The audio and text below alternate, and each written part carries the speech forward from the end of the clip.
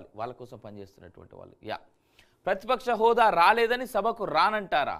ఉపసభాపతిగా ఎన్నికైన రఘురామకృష్ణరాజును తోడ్కొని వచ్చి సభాధ్యక్ష స్థానంలో కూర్చోబెట్టిన సీఎం చంద్రబాబు, ఉప ముఖ్యమంత్రి పవన్ కళ్యాణ్, స్పీకర్ అయ్యన్న పాత్రుడు, సత్యకుమార్, విష్ణుకుమార్ రాజు, అచ్చెన్నాయుడు అంటూ ఫైల్ ఫోటోలో ఉన్నటువంటి వ్యక్తుల యొక్క ఫోటోలను చూస్తూ ఉన్నాం మనం. ఆ హోదా కావాలని శాసిస్తారా? అది ప్రజలు ఇచ్చే స్థానం. చరిత్రలో ఎక్కడైనా ఇలా చూసామా? జగన్ తీరును నిలదీసిన సీఎం చంద్రబాబు, ఉపసభాపతిగా రఘురామ ఎన్నిక, సభాధ్యక్ష స్థానంలో కూర్చోబెట్టిన సభాపతి, ముఖ్యమంత్రి, డిప్యూటీ సీఎం తదితరులు. ఇదిగోండి రఘురామ గారి స్టేట్మెంట్ చూద్దాం. ఆ రోజు జగన్ మిమ్మల్ని అంటే రఘురామకృష్ణ నర్సాపురం లోక్సభ నియోజకవర్గానికి రాకుండా అడ్డుకున్నారు. అల్లూరి సీతారామరాజు విగ్రహావిష్కరణ కార్యక్రమానికి రానివ్వలేదు. అలాంటిది మీరు ఉపసభాపతిగా ఉన్న ఈ సభకి ఆయన అంటే జగన్మోహన్ రాలేకపోతున్నారు. మీ ముందు సభలో కూర్చోలేని పరిస్థితి ఆయనకు వచ్చింది.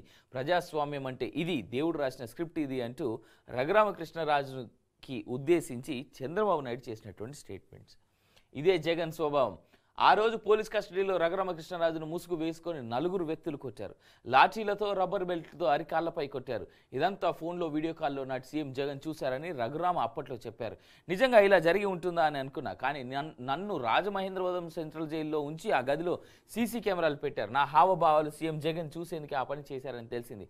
అప్పుడు నా అనుమానాలు నివృత్తి అయ్యాయి. జగన్ ప్రవృత్తి రూఢి అయ్యింది అంటూ చంద్రబాబు గారు చేసినటువంటి చాలా పెద్ద స్టేట్మెంట్స్గా మనం వీటిని చూడాలి. అంటే ఒక పొలిటికల్ లీడర్ ఇంకో పొలిటికల్ లీడర్పై పగపట్టినప్పుడు అది అధికార పార్టీ నేత ప్రతిపక్షం మీద ఉన్నటువంటి, ఇన్ఫ్యాక్ట్ ఆయన అప్పుడు సొంత పార్టీలోనే ఉండి ఆ సొంత పార్టీ పైనే మాట్లాడినటువంటి రెబల్ క్యాండిడేట్ రఘురామకృష్ణరాజు. ఎలక్షన్స్ ముందుకు వరకు ఆయన వైఎస్ఆర్సీపీలోనే ఉన్నాడు.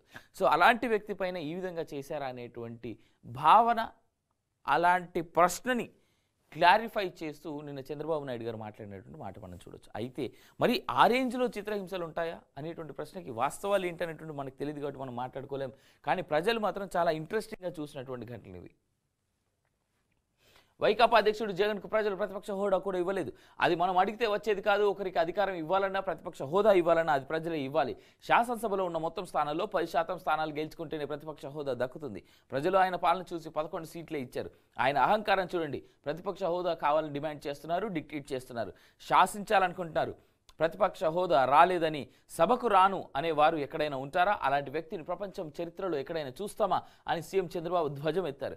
రాష్ట్ర శాసనసభ ఉపసభాపతిగా కనుమూరు రఘురామకృష్ణరాజు గురువారం ఎన్నికైన సందర్భంగా ఆయన మాట్లాడారు. తొలుత ఈ ఎన్నిక విషయాన్ని సభాపతి అయ్యన్న పాత్రుడు ప్రకటించారు. అనంతరం సభాపతితో పాటు సీఎం చంద్రబాబు, ఉప ముఖ్యమంత్రి పవన్ కళ్యాణ్, మంత్రులు సత్యకుమార్, భాజపా శాసనసభ పక్ష నాయకుడు విష్ణుకుమార్ రాజు, మంత్రి అచ్చెన్నాయుడు తదితరులు రఘురామను వెంట పెట్టుకుని వెళ్లి సభాపతి స్థానంలో కూర్చోబెట్టారు. మంత్రులు, ఎమ్మెల్యేలు ఆయన వద్దకు వెళ్లి అభినందించారు. అది సాంప్రదాయం కాబట్టి అభినందిస్తారు. దాంట్లో